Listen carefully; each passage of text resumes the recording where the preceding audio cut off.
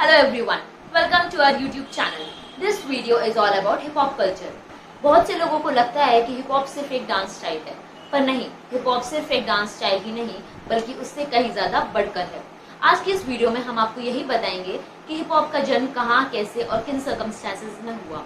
वे कौन लोग थे जिनकी वजह से हिप हॉप इतना वर्ल्ड वाइड फेमस हुआ। वैसे तो हिप हॉप की हिस्ट्री बड़ी है, पर हम इस वीडियो में मेन चीजों को कवर करने की कोशिश करेंगे। So let's begin the video.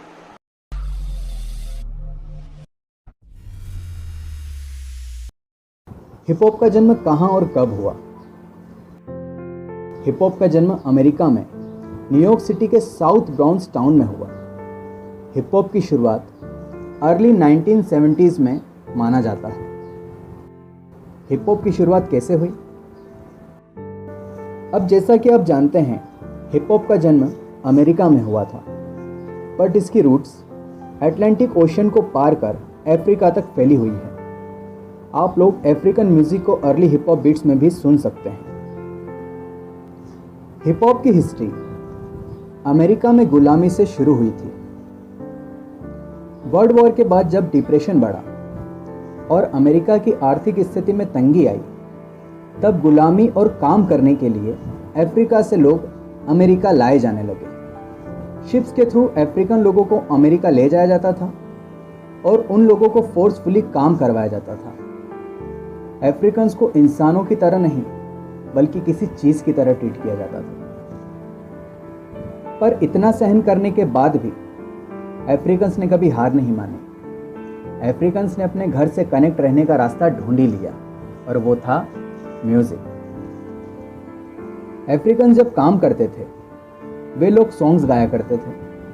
वे लोग उनके घर के बारे में, अफ्रीका के बारे में, वहाँ की लाइफस्टाइल के बारे में और फ्रीडम के बारे में ग्रुप में मिलकर सॉन्ग्स गाया करते थे।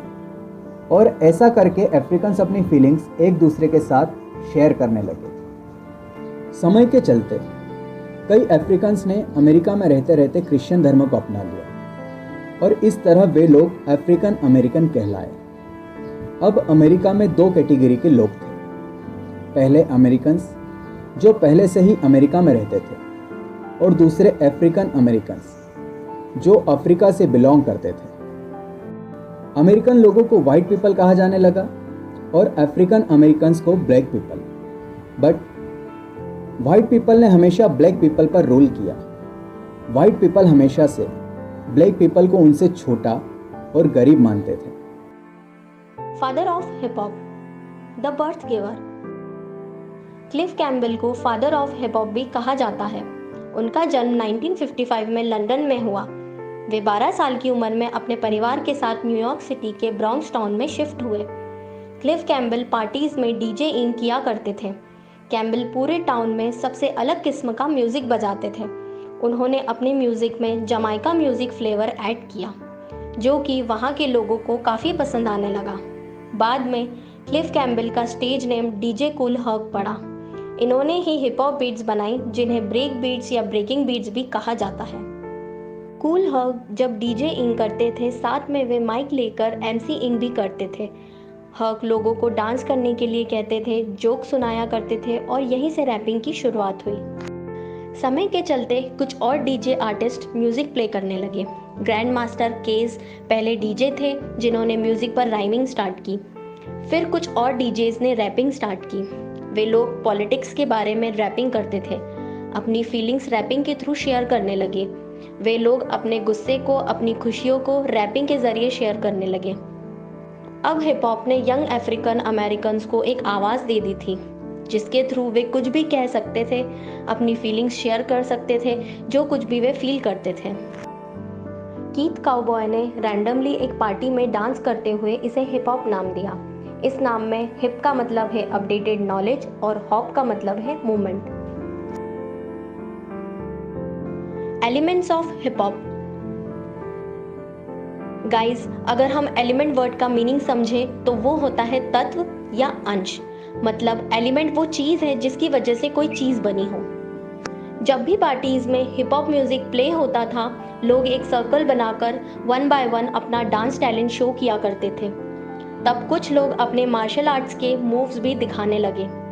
मार्शल आर्ट्स के moves like jumps and flips सबको अट्रैक्ट करने लगे। डीजे कूल हर्क ने इस डांस का नाम ब्रेकिंग रखा और यहीं से ब्रेकिंग की शुरुआत हुई। अगर कोई बॉय ब्रेकिंग करता तो उसे बी बॉय और अगर कोई गर्ल ब्रेकिंग करती तो उस गर्ल को डीजे कूल हर्क ने बी गर्ल का नाम दिया। इस तरह ब्रेकिंग हिप हॉप से जुड़ा और बाद में ग्राफिटी भी हिप हॉप का पार्ट बना।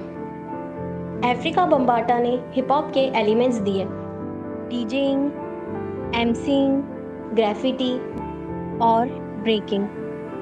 बाद में नॉलेज भी इसका पार्ट बना। Godfather of hip hop. James brown को गॉडफादर ऑफ हिप हॉप भी कहा जाता है। इन्हें सोल ब्रदर नंबर 1 और द गॉडफादर ऑफ सोल भी कहा जाता है। जेम्स ब्राउन का जन्म 3 मई 1933 में यूनाइटेड स्टेट में हुआ। इनका पूरा नाम जेम्स जोसेफ ब्राउन था। वे अमेरिका के महान सिंगर्स में से एक थे। वर्ल्ड वॉर के बाद जब डिप्रेशन बढ़ा तब ब्लैक एंड वाइट पीपल के बीच बहुत ज़्यादा डिफरेंस हुआ करता था। तब जेम्स ब्राउन एक ऐसे अमेरिकन सिंगर थे जिनकी वजह से सोल म्यूज़िक बहुत पॉपुलर बना। सोल म्यूज़िक के थ्रू जेम्स ब्राउन ने ब्लैक पीपल को मेंटली काफ़ी स्ट्रांग बनाया। वे अपने सॉन्ग्स में ऐसे पावरफुल मैसेज का यूज़ करते थे जिससे ब्लैक पीपल को काफ़ी मेंटल स्ट्रेंथ मिली। जेम्स ब्राउन का एक मैसेज काफ़ी फेमस था, से it loud, I am black and I am proud, जिसका मतलब है कि खुलकर कहो, हाँ मैं ब्लैक हूँ और मुझे इस पर गर्व है। उन्होंने एक आइडिया पूरे अमेरिका में फैलाया जो था black is beautiful. James brown हमेशा अपने फैंस से कहा करते थे कि आप जो भी हैं आपको खुद पर गर्व होना चाहिए। समय के साथ हिप हॉप सिर्फ म्यूजिक, रैपिंग या फिर डांसिंग नहीं रहा, बल्कि ये इन सब चीज़ों से कहीं ज़्यादा बड़ा बनने लगा। लोग हिप हॉप को एक लाइफस्टाइल की तरह देखने लगे। 16 मई 2001 को यूनेस्को ने हिप हॉप को एक कल्चर के रूप में अपनाया और इसे वर्ल्ड वाइड भी प्रमोट किया। तो गाइस, ये थी हिप हॉप की हिस्ट्री। अगर आपको हमारा ये वीडियो पसंद आया हो तो लाइक जरूर करें और अगर आपको डांस से रिलेटेड कोई भी क्वेरी हो तो कमेंट सेक्शन में कमेंट करके हमसे जरूर पूछ सकते हैं। जाने से पहले हमारा चैनल सब्सक्राइब करना ना भूलें and don't forget to press the bell icon.